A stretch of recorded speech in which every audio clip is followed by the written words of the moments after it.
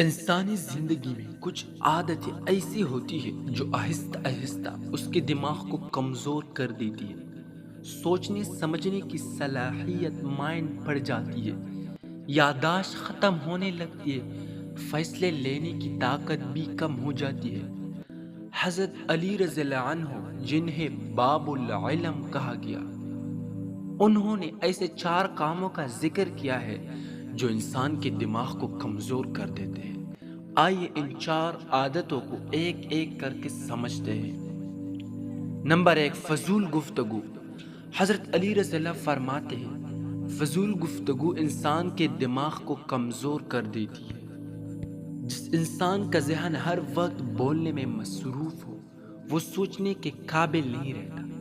خاموشی دانائی کی علامت ہے اور فضول گوئی ذہنی کمزوری کی۔ نمبر 2، حد سے زیادہ ہنسی۔ حضرت علی رضی اللہ عنہ کا فرمان ہے، زیادہ ہنسنا دل کو مردہ کر دیتا ہے۔ جب دل مردہ ہو جائے تو دماغ بھی بیکار ہو جاتا ہے۔ ہنسی اگر حد سے بڑھ جائے تو انسان کے سنجیدگی اور فہم کو ختم کر دیتی ہے۔ نمبر 3، بہت زیادہ سونا۔ حضرت علی رضی اللہ عنہ فرماتے ہیں، زیادہ نیند انسان کے دماغ کو سست کر دیتی ہے۔ ذہن تبھی چاق و چوبند رہتا ہے جب جسم اور روح چست ہو۔ سستی اور کاہلی انسان کو زندگی میں پیچھے کر دیتی ہے۔ نمبر 4، ہر وقت فکر اور غم میں رہنا۔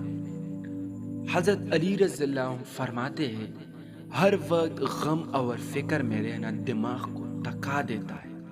ہر مسئلے کا حل اللہ پر توکل اور صبر میں ہے۔ بجا سوچ دماغی صحت کو تباہ کر دیتی ہے۔ آئیے آج سے ان 4 کمزوریوں سے بچنے کا عزم کریں تاکہ ہم اپنے دماغ کو مضبوط، ذہن کو روشن اور دل کو زندہ رکھ سکیں۔ حضرت علی رضی اللہ عنہ کے اقوال صرف الفاظ نہیں بلکہ مکمل زندگی کا نظام ہے۔